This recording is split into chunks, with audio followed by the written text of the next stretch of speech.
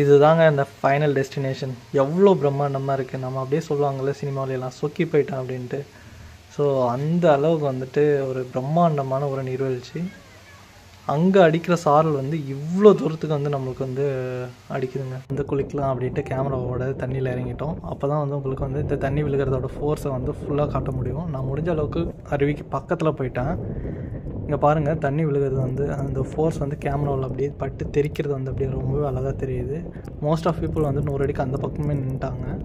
ஸ்விம்மிங்கில் வந்து வெல் எக்ஸ்பீரியன்ஸ்டாக இருக்கவங்க மட்டும்தான் வந்து பக்கத்தில் வந்தாங்க. அதுக்குமே வந்து ஒரு கயிறு ரோப் கட்டியிருக்காங்க, அதை வச்சு தான் வந்தாங்க. தண்ணி வந்து ஊசி குத்துற மாதிரி குத்துச்சு. ஆனால் ரொம்ப நேரம் நிற்க முடியல. ஹலோ மக்களே, நாம் இன்றைக்கி எங்கே வந்திருக்கோம்னா அந்த ஆர்ச்சை பார்த்து தெரிஞ்சுக்கலாம். எழில்மிகு கொல்லிமலை உண்மை இனிதே வரவேற்கிறது. நெடுஞ்சாலைத்துறையும் அவங்க பங்குக்கு ஒரு ஆர்ச் வச்சுருக்காங்க. கொல்லிமலையும் கொண்டை ஊசி வளைவுகளும் உங்களை கொண்டாட அழைக்கிறது அப்படின்ட்டு. இந்த ஆர்ச்சை தானே நம்மளுடைய பயணத்தை தொடங்கிட்டோம். கொல்லிமலை ட்ரிப் வந்து ரொம்பவே அட்வென்ச்சரஸாக இருக்கும்னு நிறைய பேர் சொல்லியிருக்காங்க. வாங்க அதை எக்ஸ்பீரியன்ஸ் பண்ணி பார்ப்போம். சும்மா சொல்லக்கூடாதுங்க, இந்த ரோடு வந்து சின்ன மேடு பள்ளம் கூட இல்லாமல் ரொம்பவே சூப்பராக இருந்துச்சு. வாங்க போய் பார்ப்போம் எண்டு வரைக்கும் இதே மாதிரி இருக்கா அப்படின்ட்டு. நாங்கள் ரெஸ்ட் எடுத்த ஃபஸ்ட்டு பாயிண்ட் இது தான். இங்கேருந்து பார்க்குறதுக்கு இந்த மலை ரொம்பவே சூப்பராக இருந்துச்சு. பாருங்கள், ரொம்பவே க்ரீனரியாக ரொம்பவே அழகாக இருக்குல்ல. நிறைய பேர் இங்கே வந்து ஃபோட்டோ ஷூட் எடுத்துகிட்டு இருந்தாங்க. ரொம்ப நேரம் அங்கே வெயிட் பண்ணாமல் வண்டி எடுத்துகிட்டு சீக்கிரமாக கிளம்பிட்டோம். இங்கே பாருங்கள், இந்த ரோட்டில் வந்துட்டு ஒரு சின்ன மேடு பள்ளம் கூட இல்லை, ரொம்பவே நீட்டாக இருந்துச்சு. பார்க்கவே எனக்கு இங்கே ஆச்சரியமாக இருந்துச்சு. மற்ற மலைக்கெலாம் போனோம்னா ஒரே டீ எஸ்டேட்டாக இருக்கும், இல்லைன்னா மனிதர்களால் நட்டு வளர்க்கப்பட்ட ஒரே வகையான மரங்களாக இருக்கும். ஆனால் கொல்லிமலையில் வந்துட்டு இயற்கையாக வளர்ந்த மரங்கள் இன்னுமே அப்படியே அழியாமல் மெயின்டைன் ஆகிட்டுருக்கு. ரொம்பவே ஆச்சரியங்க. நாங்கள் வண்டியை நிறுத்திட்டு ரெஸ்ட் எடுத்த செகண்ட் பிளேஸ் இது தான். இங்கேருந்து பாருங்கள், இந்த வியூ ரொம்பவே சூப்பராக இருந்துச்சு. தோட்டத்துக்கு நடுவில் குட்டி குட்டி வீடெலாம் ரொம்பவே அழகாக தெரிஞ்சுது. ரொம்பவே சூப்பரான வியூ. நான் உங்களுக்கு காட்டுறேன் இந்த ஹேர்பின் பென்ஸ்லாம் எப்படி இருக்குது அப்படிங்கிறத. கீழே பார்த்தீங்கன்னா உங்களுக்கு தெரியும்னு நினைக்கிறேன். ஃபஸ்ட்டு ஒரு பெண்டு வந்து ஏறும், அங்கேருந்து கொஞ்சம் தூரம் வந்தோடனே இன்னொரு பெண்டு வந்துட்டு கட் ஆகும். ரொம்ப குறுகிய தூரத்துலேயே வந்துட்டு பெண்டு வந்து கட்டாய் வந்து வர மாதிரி இருக்கும். கிட்டத்தட்ட இந்த மாதிரி 70 ஹேர்பின் பெண்டு வந்து நம்ம கிராஸ் பண்ணோம். நாங்கள் இப்போ 60வது ஹேர்பின் பெண்டில் வந்து இருக்கோம். உங்களுக்கு காட்டுற அந்த இடத்த. ஒவ்வொரு பெண்டுக்குமே இந்த மாதிரி வந்துட்டு வச்சுருக்காங்க. கொண்டை ஊசி வளைவு 60/70. அப்படியே கொஞ்சம் தூரம் வந்துட்டு நாங்கள் ஒரு இடத்த பார்த்துட்டு ரொம்பவே ஆச்சரியப்பட்டு நின்றுட்டோம். உங்களுக்கு இருங்க காட்டுறேன். கரெக்டாக நாங்கள் ஒரு ரோட்டில் ஒரு ஓரமாக நின்றுட்டுருக்கோம். ஒரு கார் வேறு வருது. இருங்க, அந்த கார் கிராஸ் ஆகிட்டோம். நம்ம டெக்ஸ்ட் புக்ஸ்லாம் படிச்சிருப்போம் இல்லையா, வானுயர்ந்த மரங்கள்ன்ட்டு. இங்கே பார்த்தீங்கன்னா தெரியும், இந்த மரம் ரொம்பவே உயரமாக வளர்ந்துருக்குதுங்க. ஆக்சுவலாக நம்ம ரோட்டில் நின்றுட்டுருக்கோம். இந்த மரம் இன்னுமே கீழே ஆழத்தில் இருக்குது. இதெல்லாம் பார்த்துட்டு ஒரு வழியாக 70வது கொண்டை ஊசி வளைவு வந்து ரீச் பண்ணிட்டோம். இதுதான் 70வது கொண்டை ஊசி வளைவு. இதை தாண்டிட்டோம்னா சமதள பாதையாக தான் இருக்கும். மேலே வந்தோடனே நம்ம பார்க்குற ஃபஸ்ட் வாட்டர் ஃபால்ஸ் இதுதாங்க, நம்ம அருவி. இந்த இடத்துல வாட்டர் ரொம்பவே கிறிஸ்டல் கிளியராக இருக்கும். அதுவும் ரோட்டுக்கு பக்கத்துலேயே இந்த அருவி வந்து லொக்கேட் ஆகிருக்கிறதுனால எல்லாராலையும் ஈஸியாக ஆக்சஸ் பண்ண முடியும். பெரியவங்க சின்னவங்கன்ட்டு எல்லாருமே வந்துட்டு இந்த அருவியில் வந்துட்டு குளிக்கலாம். பார்க்கவே ரொம்பவே அழகாக இருக்குல்ல. இதை விட மிகப்பெரிய பிரம்மாண்டத்தை காட்டுறதுக்காக தான் நாம் இப்போ போக போகிறோம். இங்கேருந்து சாலை வழியாக கொஞ்சம் தூரம் பயணம் பண்ணி போனோம்னா 2 பக்கமே வயல்வெளிகள், அழகான மரங்கள்னு ரொம்பவே சூப்பராக இருக்கும். இதையெல்லாம் பார்த்துட்டு நம்ம அப்படியே ட்ராவல் பண்ணி வந்தோம்னா அரப்பளீஸ்வரர் கோயில் வந்து ரீச் ஆகிடலாம். இங்கே வந்து பைக் பார்க் பண்ணுறதுக்கான டோக்கன், அப்புறம் ஆகாயங்களுக்கு குளிக்கிறதுக்கான டோக்கன் எல்லாத்தையும் வாங்கிட்டு அப்படியே படிக்கட்டு இறங்க ஆரம்பிச்சிடலாம். கிட்டத்தட்ட நம்ம 1000 படிக்கட்டுகளை கடந்து போகணும் ஆகாயங்கை நீர்வீழ்ச்சியை பார்க்கறதுக்கு. நம்ம போயிட்டு திரும்பி வர வழியில் சூழல் சுற்றுலாக்குழு அப்படிங்கிற ஒரு அமைப்பு வந்து இங்கே வந்து ஒரு ஸ்டால் ஒன்று வந்து வச்சுருக்காங்க. இதில் வந்துட்டு இங்கேயே கிடைக்கிற மூலிகைகளை வச்சு மூலிகை சூப், சுக்கு காப்பி போன்ற பொருட்களை வந்து தயார் பண்ணி சேல் பண்ணிகிட்ருக்காங்க. அதை வாங்கி குடிச்சிட்டு அப்படியே வந்து இறங்கி போனோம்னா படிக்கட்டு ரொம்பவே செங்குத்தாக இறங்கும். இங்கே பாருங்கள் எவ்வளோ செங்குத்தாக இறங்குதுன்னு. பார்த்து ரொம்பவே பொறுமையாக வந்து இறங்கணும். இங்கே பாருங்கள், அந்த மலையோடைய வியூ ரொம்பவே சூப்பராக இருக்குது. லைட்டாக வெயில் அடிக்குது. இந்த பாதையை முழுசாக கவர் பண்ணோம்னா இந்த வீடியோடைய லென்த் ரொம்பவே அதிகமாக இருக்கும். அப்படிங்கிறதுனால நாங்கள் நிறைய இடத்த ஸ்கிப் பண்ணிட்டோம். திரும்பி ஏறி வரவங்கள பார்க்கும்போது எங்களுக்கு ரொம்பவே பயமாக இருந்துச்சு, எப்போ வந்து திரும்பி ஏற போகிறோம் அப்படின்ட்டு. நாங்கள் ஒரு வழியாக ஒரு 3/4 இடத்த வந்து ரீச் பண்ணிட்டோம்னு நினைக்கிறேன். இங்கேருந்து பார்க்கும்போது அந்த ஆகாயங்கள்லேருந்து தண்ணி ஊற்றுறது வந்து தெரியுது. கொஞ்சம் தூரம் வந்தோடனே தண்ணி ரொம்பவே ஃபோர்ஸாக விழுகிற சத்தத்தை வந்து நாங்கள் ஃபீல் பண்ண முடிஞ்சுது. ஸோ நாங்கள் வந்து கன்ஃபார்ம் பண்ணிவிட்டோம் நம்ம ஆகாயங்களுக்கு பக்கத்தில் வந்துட்டோம் அப்படின்ட்டு. இங்கே வந்தோம்னா இந்த பாதை கொஞ்சம் கரடுமுரடாக இருந்துச்சு. கொஞ்சம் இல்லைங்க, ரொம்பவே கரடுமுரடாக இருந்துச்சு. ரொம்பவே கல்லாக வந்து இருந்துச்சு. ஸோ அந்த செப்பல்லாம் போட்டு வந்தோம்னா நம்மளை வந்து அது கீழே தள்ளி விட்டுரும். நிறைய பேர் வந்து கையில் செப்பல் வச்சுட்டு வெறும் கல் நடந்து போயிட்டு இருந்தாங்க. ஸோ உங்களுக்கு பார்த்தீங்கன்னா தெரியும்னு நினைக்கிறேன் எவ்வளோ கரடுமுரடாக இந்த பாதை வந்து இருக்குது அப்படிங்கிறது. இங்கே மோஸ்ட் ஆஃப் வந்து எல்லாருமே 1 by 1 போகிறாங்க. அப்போ தான் வந்து யாரும் யார் மேலே இடிக்காமல் ஒரு நல்ல பாதையை வந்து தேர்ந்தெடுத்து போக முடியும். ஸோ இங்கே பெரியவங்க குழந்தைங்க அவங்களாம் வந்தோன்னா ரொம்பவே கஷ்டங்க. ஸோ குழந்தைங்களாம் வந்தோம்னா நம்ம தான் தூக்கிட்டு போகிற மாதிரி இருக்கும்.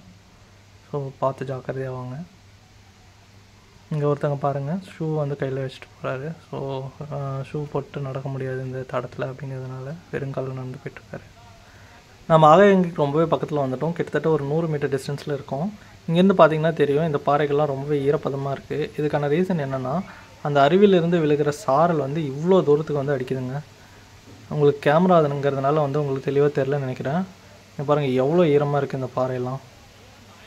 இதுதாங்க இந்த ஃபைனல் டெஸ்டினேஷன். எவ்வளோ பிரம்மாண்டமாக இருக்குது. நம்ம அப்படியே சொல்லுவாங்கள்ல சினிமாவிலலாம் சொக்கி போயிட்டேன் அப்படின்ட்டு. ஸோ அந்த அளவுக்கு வந்துட்டு ஒரு பிரம்மாண்டமான ஒரு நீர்வீழ்ச்சி. அங்கே அடிக்கிற சாரல் வந்து இவ்வளோ தூரத்துக்கு வந்து நம்மளுக்கு வந்து அடிக்குதுங்க. பாருங்கள் செம்ம வியூ. உங்களால் பார்க்க முடியுதுன்னு நினைக்கிறேன். அந்த சாரல் வந்து பார்த்திங்கன்னா எவ்வளோ தூரத்துக்கு அடிக்குது பார்த்தீங்களா? வேறு லெவல் எக்ஸ்பீரியன்ஸ். மட்டியும் காட்டுறேன். கிட்டத்தட்ட ஒரு 300 அடியிலேருந்து இந்த தண்ணி வந்து விழுகுது. ஸோ இவ்வளோ ஃபோர்ஸாக தண்ணி விழுகிறத பார்த்துட்டு யாராவது சும்மா இருப்பாங்களா? நாமளும் வந்து குளிக்கலாம் அப்படின்ட்டு கேமராவோட தண்ணியில் இறங்கிட்டோம். அப்போ தான் வந்து உங்களுக்கு வந்து இந்த தண்ணி விழுகிறதோட ஃபோர்ஸை வந்து ஃபுல்லாக காட்ட முடியும். நான் முடிஞ்ச அளவுக்கு அருவிக்கு பக்கத்தில் போயிட்டேன். இங்கே பாருங்கள் தண்ணி விழுகிறது வந்து அந்த ஃபோர்ஸ் வந்து கேமராவில் அப்படியே பட்டு தெரிக்கிறது வந்து அப்படியே ரொம்பவே அழகாக தெரியுது. மோஸ்ட் ஆஃப் பீப்புள் வந்து 100 அடிக்கு அந்த பக்கமே நின்றுட்டாங்க. ஸ்விம்மிங்கில் வந்து வெல் எக்ஸ்பீரியன்ஸ்டாக இருக்கவங்க மட்டும்தான் வந்து பக்கத்தில் வந்தாங்க. அதுக்குமே வந்து ஒரு கயிறு ரோப் கட்டியிருக்காங்க, அதை வச்சு தான் வந்தாங்க. இங்கே நிறைய குழிகள் மாதிரி வந்து இருக்குது. ஸோ கால்லாம் மாட்டிக்கும், கொஞ்சம் பார்த்து பத்திரமா வரணும். நிறைய பேர் வந்து அந்த தண்ணி விழுகிற இடத்துக்கு கீழே வந்து போய் நின்னாங்க. ஸோ நானும் ட்ரை பண்ணேன். தண்ணி வந்து ஊசி குத்துற மாதிரி குத்துச்சு. ஆனால் ரொம்ப நேரம் நிற்க முடியல. ஸோ இறங்கி வந்துட்டேன். வேறு லெவல் எக்ஸ்பீரியன்ஸ். கிட்டத்தட்ட ஒரு 300 அடியிலேருந்து தண்ணி விழுகுதுன்னா எவ்வளோ ஃபோர்ஸாக இருக்குன்னு பார்த்துக்கோங்க. வாழ்க்கையில் மறக்க முடியாத ஒரு எக்ஸ்பீரியன்ஸாக இருந்துச்சு. இந்த அருவியை பார்த்துட்டு என்னால் கேமராவை வேறு பக்கம் ஃபோக்கஸ் பண்ணவே முடியலங்க. திரும்ப திரும்ப இதையே வீடியோ எடுத்துகிட்டு இருந்தேன்.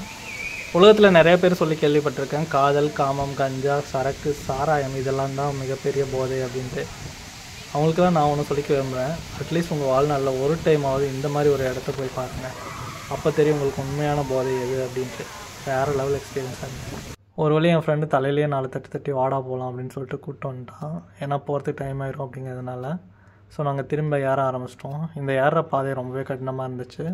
நிறைய பேர் வந்துட்டு நின்று வந்துட்டு இருந்தாங்க, கஷ்டப்பட்டு ஏறிட்டு இருந்தாங்க. இவங்க 2 பேருமே ரொம்பவே கஷ்டப்பட்டு ஏறிட்டு இருந்தாங்க. ஸோ நாங்கள் வந்து இவங்களை கிராஸ் பண்ணி வந்துட்டோம்.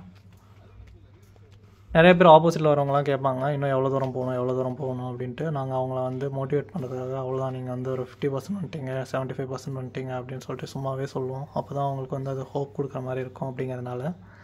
ஸோ இப்படியே கஷ்டப்பட்டு ஏறி அப்படியே மேலே வந்துட்டோம்.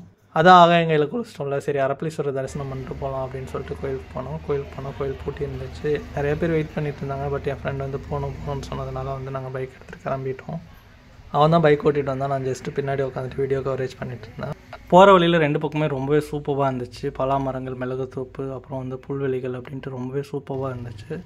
அதுலேயும் எனக்கு ரொம்பவே பிடிச்ச ஒரு இடம்னா வந்துட்டு, இருங்க இப்போ தான் வரும்னு நினைக்கிறேன், உங்களுக்கு காட்டுறேன். இந்த இடம் வந்து ஒரு சுரங்கம் போன்ற அமைப்பு இருக்கும் 2 பக்கமுமே.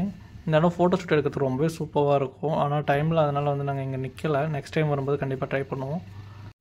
அதை பார்த்துட்டு அப்படியே இந்த பக்கம் வந்தோம்னா மிளகுத்தோப்பு இருக்கும். அதை பார்த்துட்டு அப்படியே வந்தோம்னா வந்துட்டு கொல்லிமலை மேலே வந்து நெல் விவசாயம் பண்ணுறாங்க. பார்க்கறதுக்கு ரொம்பவே ஆச்சரியமாக இருந்துச்சு. ஸோ அதனால் பைக்கை நிறுத்திட்டு வந்து போய் பார்த்தோம். மற்ற மலைக்கெலாம் போனோம்னா டீ எஸ்டேட், காஃபி எஸ்டேட் அந்த மாதிரி தான் இருக்கும். பட் இங்கே வந்து மலை மேலே வந்து நெல் விவசாயம் பண்ணுறது கொஞ்சமே ஆச்சரியமாக இருந்துச்சு. 2 பக்கமுமே மலைகள், நடுமத்தி ஒரு வீடு, அதை சுற்றியுமே வந்து ஏக்கர் கணக்கில் வந்துட்டு நெல் விளைகள், அதுவுமே படிக்கட்டாக பார்க்கவே ரொம்பவே சூப்பராக இருந்துச்சு. வேறு லெவல் வியூ. அதை பார்த்துட்டு அப்படியே வந்தோம்னா இங்கே வந்து ஒரு போர்டு வச்சுருக்காங்க, கொல்லிமலையை கொண்டாடியதற்கும் பாதுகாப்பான பயணத்திற்கும் வாழ்த்துக்கள் அப்படின்ட்டு. கொல்லிமலையில் ஃபேமஸே குழிப்பணியாரமும் முட்டை பணியாரமும் தாங்க. அந்த போர்டுக்கு பக்கத்துலேயே ஒரு அக்கா வந்து பணியார கடை வச்சுருந்தாங்க. நானும் என் ஃப்ரெண்டும் வந்துட்டு குழிப்பணியாரமும் முட்டை பணியாரமும் வாங்கி சாப்பிட்டு அப்படியே வந்து ஹேர்பின் பெண்ட் இறங்க ஸ்டார்ட் பண்ணிட்டோம். அந்த போர்ட்லேருந்து வந்துட்டு அந்த ஹேர்பின் பெண்ட்ஸ் இறங்குறது வந்து ஸ்டார்ட் ஆகிடும். இந்த 70 ஹேர்பின் பெண்ட்ஸுமே வாகன ஓட்டிகளுக்கு மிகவும் சவாலானதாகவே இருக்கும். இதனாலேயே மோஸ்ட் ஆஃப் ரைடர்ஸ் வந்து இந்த மலையை வந்து ப்ரிஃபர் பண்ணுறாங்க. இந்த மலையை ஏறிட்டோம்னா நம்ம இந்த மலையை கூட ஏறிடலாம் அப்படிங்கிற ஒரு நம்பிக்கை நமக்கே வரும். அதுக்கேற்ற மாதிரி இந்த சாலைகளுமே ஒரு ரோட்டில் ஒரு சின்ன பள்ளம் கூட இல்லாமல் நீட்டாக போட்டிருக்காங்க. இங்கே வரவங்க வந்து பிளாஸ்டிக் குப்பைகள் மற்றும் மது பாட்டில்களை வந்துட்டு வீசிட்டு போகிறத வந்து தவிர்க்கணும். இதுவே நம்ம வீட்டில் இருந்தால் பண்ணுவோமா அப்படிங்கிறதையும் யோசிக்கணும். இந்த போர்டில் மென்ஷன் பண்ணியிருந்த வாசகங்கள் வந்து மிகைப்படுத்தப்பட்ட வாசகங்கள் இல்லைங்க. உண்மையிலேயே கொல்லிமலை கொண்டாடப்பட வேண்டிய மலை, நம்மில் பலரால் கொண்டாடப்படாமல் தவிர்க்கப்படுகின்ற மலை. கொல்லிமலையில் இன்னும் பார்க்க வேண்டிய பல இடங்கள் இருக்குது. டைம் ஸ்பெண்ட் பண்ணி பாருங்கள். அது உங்கள் வாழ்நாளில் மறக்க முடியாத அனுபவத்தை தரும். இந்த பயணத்தில் நம்மளை சேஃபாக கூப்பிட்டு போன பைக் இதுதான். அதுக்கு ஒரு வணக்கத்தை போட்டு மீண்டும் சந்திப்போம் வேறொரு காணொலியில்.